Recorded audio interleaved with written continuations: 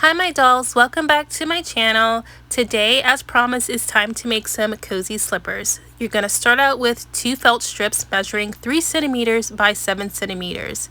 And then you want to use your Ken doll foot to measure how much you're going to fold it over, leaving space at the back. And you want to leave yourself some guide marks so you know where to glue. After you glue it, it should look like this. And this is a nice base for any type of slippers. But for these, we are going to flip them inside out, and then we're going to pinch the back and glue the back of the slippers together.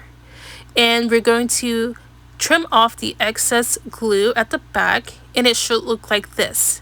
And so now this is a good base again for some slippers, and you do not have to move on to the next step.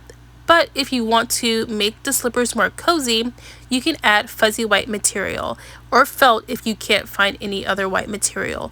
I have this on hand, and so I just glued that onto the top of the slippers. These cozy slippers are so simple to make that you can easily make multiples for your dolls.